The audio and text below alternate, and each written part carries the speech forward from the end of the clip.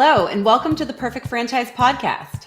I'm Kris, and joining me is my wonderful co-host, Andrea. In this podcast, we're on a mission to help you discover all that franchising has to offer. We'll explore expert strategies, interview successful franchise owners, and give you the tools to make informed decisions. So whether you're considering your options or you're ready to take that plunge, we're here to support you every step of the way. So let's jump into today's episode. Hello and welcome to another TPF podcast. Today, Andrea and I are super excited to have the folks from Resting Rainbow Pet Cremation. So today, we have the honor of having Joe Castronovo, CEO of Resting Rainbow. We also have Emily Romero, Director of Franchise Development for Resting Rainbow. Joe, Emily, welcome to the podcast. Thank you so much for having us. We're excited to be here. Yeah, we're excited to have you on. And so, Joe, I'm going to throw this first question to you. Start us out. Give us a little bit of the background on Resting Rainbows. What inspired the creation of a pet memorial franchise? We started our pet cremation business in 2018. And then we thought about franchising, but never knew how to go about doing it because we noticed the huge need for the business all over the United States. So we ended up running into somebody that knew how to do it. That was their business, and we started franchising our business. Hey, Joe, you mentioned this huge need, right? Which on one level I get.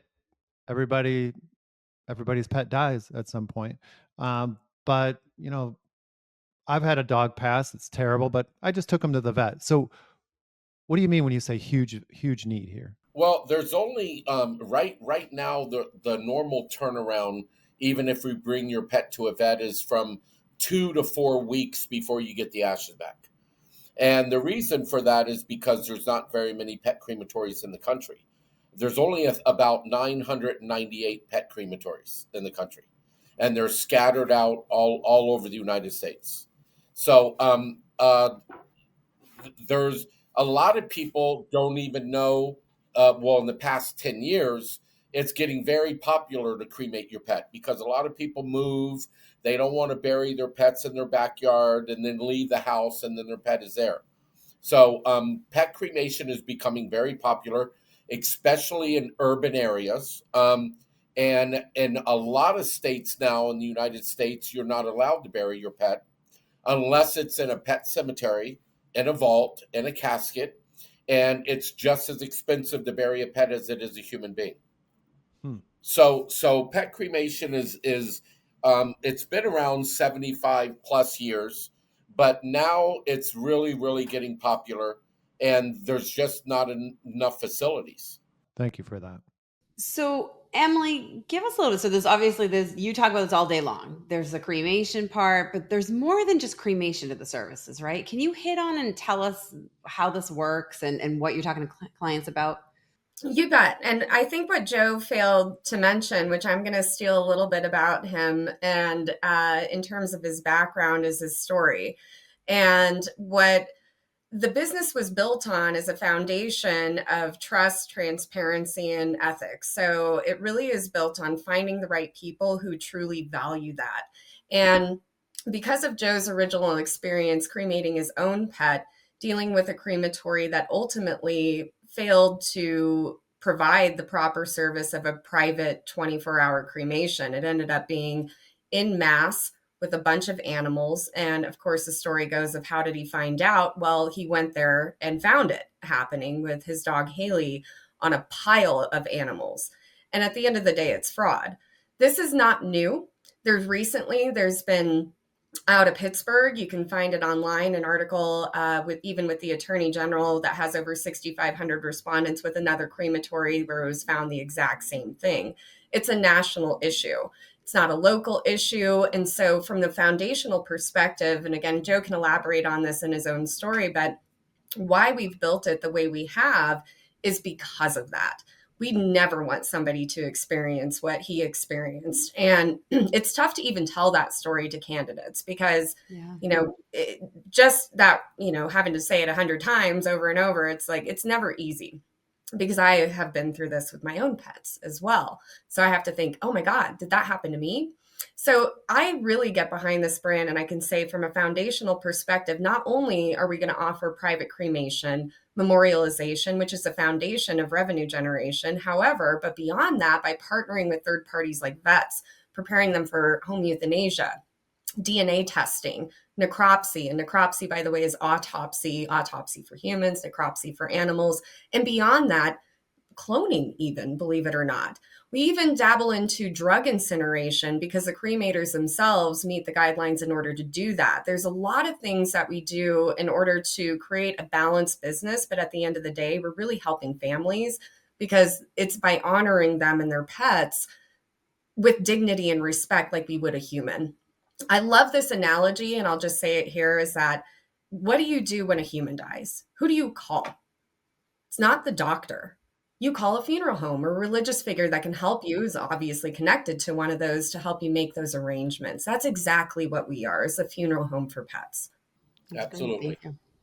Yep. No, great explanation. So let's take this to the business side of things. And I know you guys have a unique model in that you have a hub and spoke model. So it's a little bit different than people probably expect. So can either Joe or Emily, can one of you kind of walk us through that? I love this side of things because I'm a little bit of a weird developer with a legal compliance background, and I can geek out on FDDs. And when I look at our item 12 territory, it's, this is something that's pretty special about and very unique to a brick and mortar business as well, is where what we call a hub is technically a physical location, and how folks can scale very easily, and by keeping their overhead lower, not having to require even more and more employees, is that physical facility acts as production, also duplicates as a retail center, but the spoke itself is the additional households of territory. And each territory is built on 150,000 households. And we can look at some interesting data that's out there, admittedly some morbid data that is a baseline of like how many dogs and cats die annually per 100 households. And we can do some very easy math. Demographics show it's like demand is not an issue here. So from a really, and also the beauty of our territories, it really reduces risk for franchise owners by not having to develop additional retail physical sites. At the end of the day, you've got a physical location that acts like production, and then you have a routing business through scheduled pickups and drop-offs. So when you say spoke, then it really only means the territory. There doesn't even need to be a small Correct. storefront, office, anything. It's just you get to keep adding territories with hundreds of thousands of more households that you can service while just having the one hub, the production center. Correct. Okay. All right. Exactly. I think I And got it. it's super easy. It's operationally incredibly simple as well. And the beauty of that, again, you can just do simple data. 70% of households own pets. Having more households means more pets. And then it's not just dogs and cats we're talking about here. We're talking about animals in general, municipalities for roadkill, zoos, aquariums. Joe, you want to tell them about some of the exotic animals that you've cremated? We've cremated lions, tigers, dolphins, Flipper the dolphin. We've cremated birds, hedgehogs, bearded dragons, snakes, rabbits, you name it, we've done it, even horses.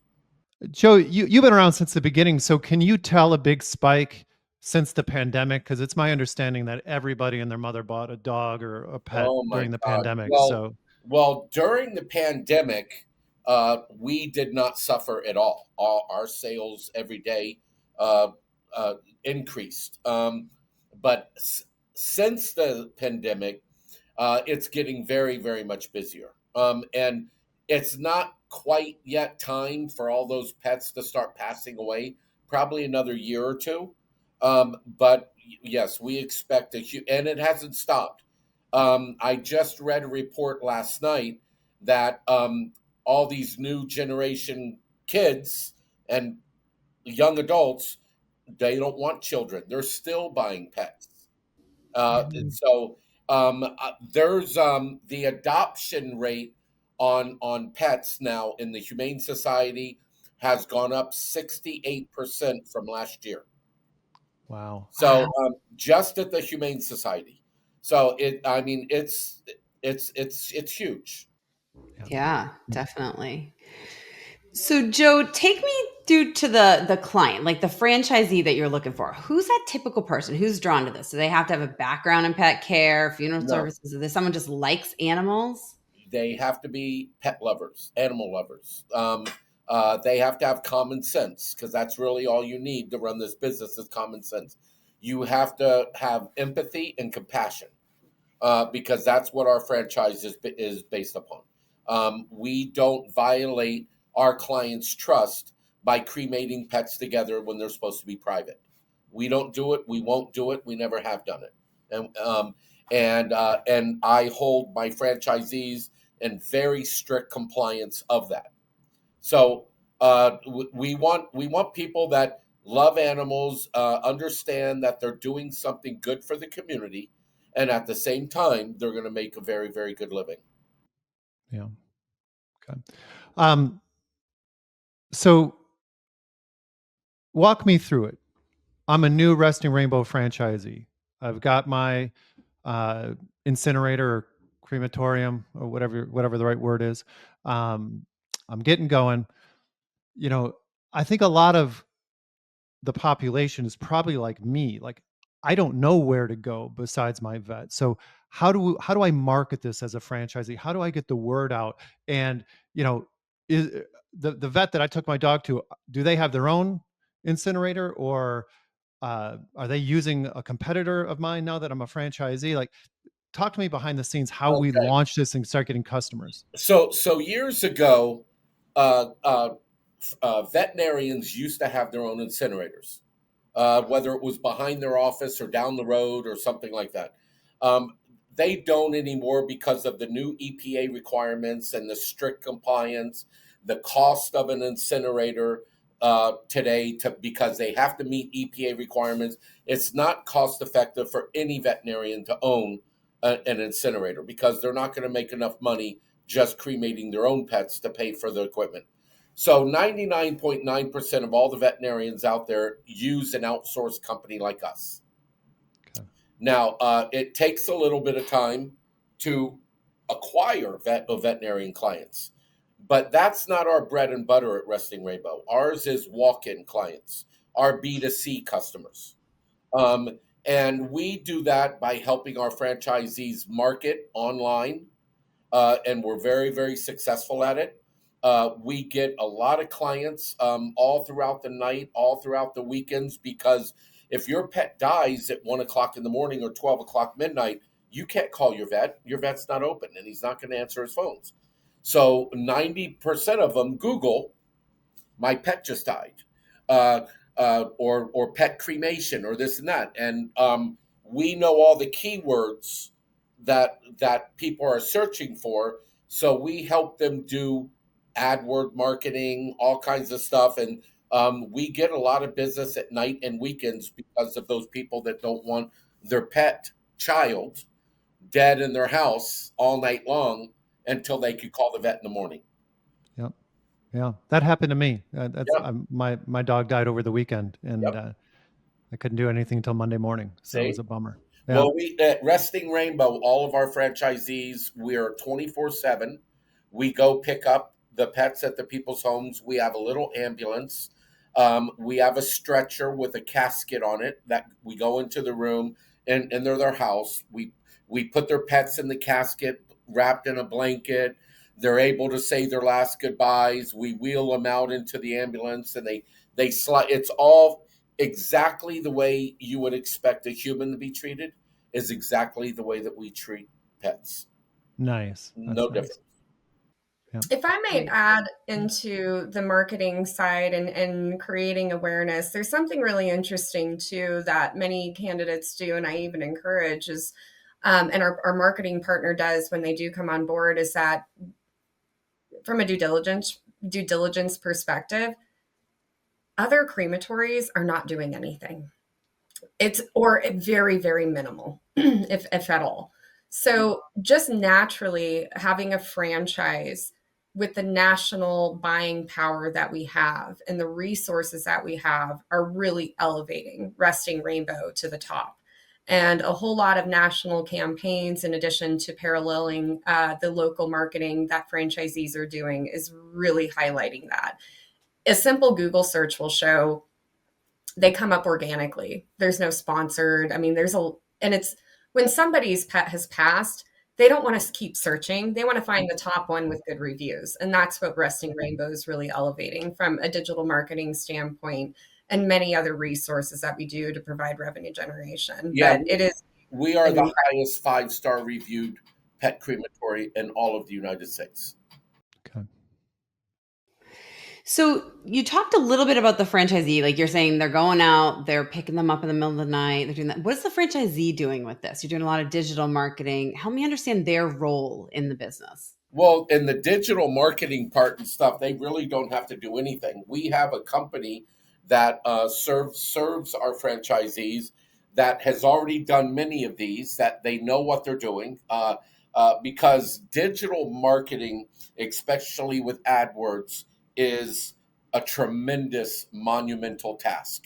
It would take somebody all day, 8 hours a day, if they were a franchisee, to sit there and manage it, and you would get nothing done in your business. So I know, because the first 2 years of opening up our company, I did it, and it was horrible.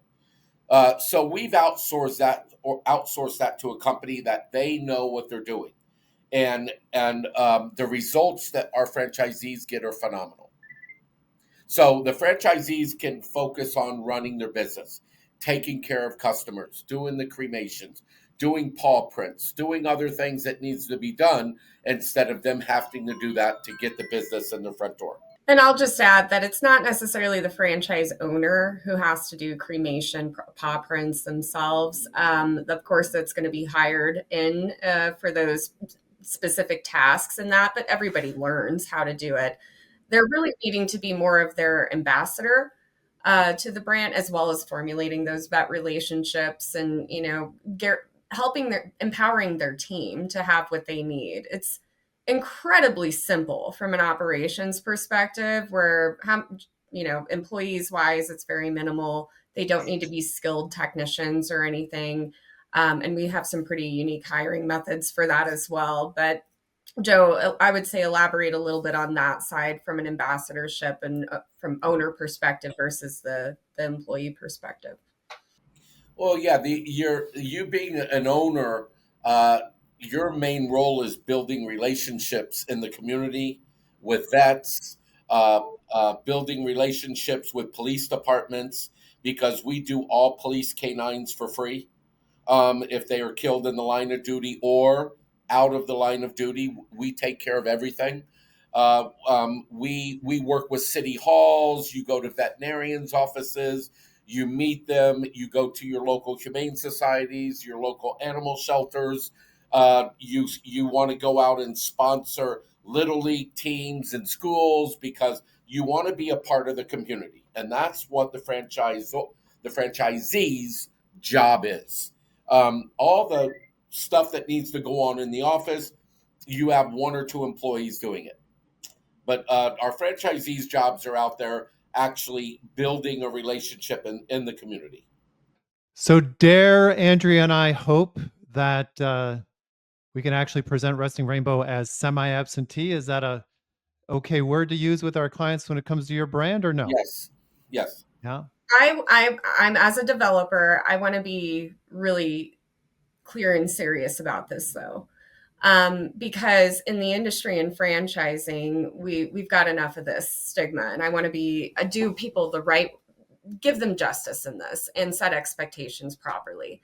If someone is truly stuck to a 9-to-5 job, 40 hours a week, can we say they can be truly semi-passive and open this business? Absolutely not. That's not just us. That's any brick and mortar brand And I get passionate about this because it's really important to understand, especially during that build out process, you need flexibility. Does it need to be 40 hours a week? No, but we know how this goes. There, you might need 2 one week, 10 the next, and it's going to fluctuate. And when landlords and municipalities for permitting are available, it's Monday through Friday, 8 to 5. If your availability is evenings, weekends, and holidays, can we really say you can be semi? No, no, we can't. So you gotta have support. In Yeah. getting the business open and operating, getting it up and running. But from a point of that, when it's not even fully scaled, it can absolutely be semi absentee. And I hate that term. I prefer manage to manager in this sense. But even with Resting Rainbow, you don't need an actual manager. So utilizing that term isn't necessarily even the best for us. But I want to emphasize that it is so imperative to do people the proper justice and set that expectation right with a brick and mortar brand specifically, and especially during the real estate process.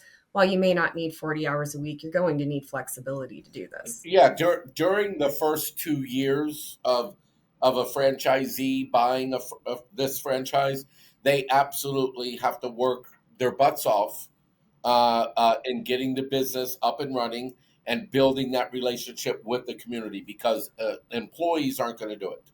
It's going to take the owner to do it. Yeah. Yep. Yeah. No, it's great. Makes sense. So, an area we haven't hit on yet, but I think is very important, and we know, this has a very meaningful mission, Resting Rainbows, but it's a very emotional one, right? And so it's emotional for some people even evaluating the business or going into it. So, talk to us a little bit about how you approach that from, how are you training your franchisees from the client down to the staff? How are you helping them say this is a business? It's not just all about emotion. You have to make money too, right? Yeah. So, Yes, help me but understand that a little bit. the best thing that the best advice I give my franchisees is be emotional. Yesterday, no, the day before yesterday, I received a pet in. It was the dog was 21 years old. The owner was super distraught. He was even talking about if he didn't have his son, he would have taken his own life. He's never lost a dog before. This was the first one. He was Him and his wife was crying so bad, and I started crying with him in the room. And I started talking to him because I have my dog's ashes in the lobby, and started talking to him about my dog. And I started crying, and they were crying, but that's what makes Resting Rainbow. We want that emotional connection.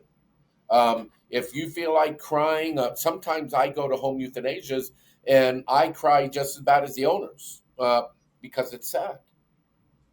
And that the emotional part is very, very real, but it's very beautiful because you're actually having a part of people's lives of having a final goodbye and closure. And as long as you do the right thing and you do what you promise your clients you're going to do, then you're doing a wonderful thing for the community. And I always tell my franchisees, run your business on emotion. That is what makes us different. That's I great. don't want clients to be just a number. I don't want Yeah. Fluffy to be cremation number 1042. That's not the way that we run this business. We run this business that Fluffy was your daughter, and we're going to take care of Fluffy. And we always, I teach all my franchisees that when they're doing paperwork and they're receiving pets in, always use the pet's name. Talk about the pet. Always use the pet's name in every sentence, because you need to have that connection and that touch with the owners, so that they don't feel that they're just dropping off a pet at this factory that's going to cremate it, and they're going to get hopefully their pet's ashes back when they get when we call them back. So it's a big training curve. We have an amazing operations manual. Uh, we are a franchise, a family. All of my franchisees are family to me. They call me 11, 12, 1 o'clock in the morning. I always answer my phone, and we help them. Okay. Yeah. No, it's great. Thanks. Kris, you wrap us up here today. I Let's was go to going to the ask you to do it rapid fire since I was getting choked up. Can you do it? Okay, I will. Yep, Yeah. no Bring us over problem. the finish line here. Okay, sounds good. Well, so I want to ask both of you this. So I'm going to actually eat separately. So Joe and Emily both to kind of jump in here, start with one of you. So we're going to start out. And the first question is somebody's going through the process. They're looking at buying a franchisee. They're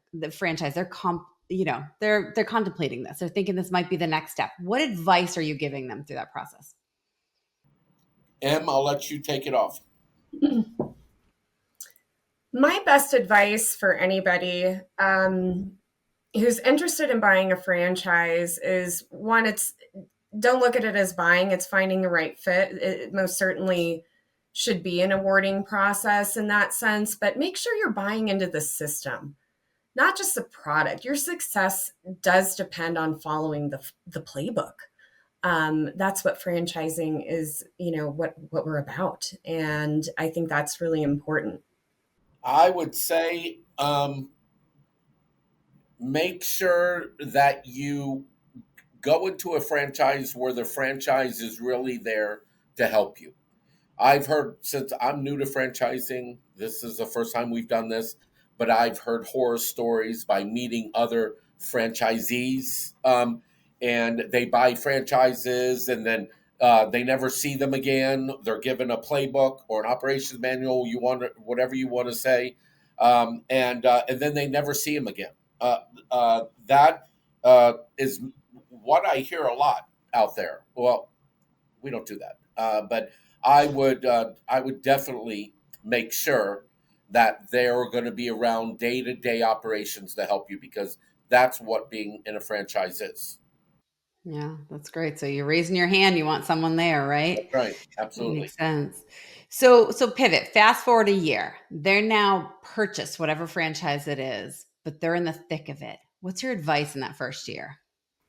I have another simple way of saying this too, I think, and it's really about, I would call it focusing more on execution over perfection. Lean on your support team and trust the process. Yeah, that's very good advice. I would it gets hectic. The business gets very hectic, but you have to push on and move on. We're always there for them. Any issues, any problems, it doesn't matter how simple or how great. We're there for them. Being a business owner and an entrepreneur, you go through highs and lows all the time, and to have somebody there to lean on and to talk to is very important. And that's what we do. That's great. Great advice. Thank you both of you so much for coming on today, Joe and Emily. It's been great. I think Resting Rainbows is one that, when I always say to people, they always think the typical franchises. This is one that does not pop to mind, right? So even when I present it to clients, they're like, I would have never thought of this, but it's definitely a growing need, especially as more and more people get pets. They're keeping them, to your point, Joe, instead of kids, they're getting a pet. And so this is definitely that higher touch model, that empathy there to really sort of Well, look at you wouldn't this you pet wouldn't as an animal, as a family member. yeah, you wouldn't believe how many clients come in and bring their pets to us, that when we're done with the transaction and they're ready to leave, they turn around and hug us and give us a Yeah. kiss and say thank you for what you do. Yeah. And No, that that's touches us great. every time. Yeah, I believe Definitely. it. Well, thank you both so much for coming on today. We really appreciate it. And so, for those of you listening, if you're thinking about a franchise, remember that while there's no one size fits all, the perfect franchise for you is definitely out there. To explore your options, visit theperfectfranchise.com. By clicking on Let's Talk, you can schedule a call with one of the consultants on the Perfect Franchise team. We look forward to connecting with you again on our next episode.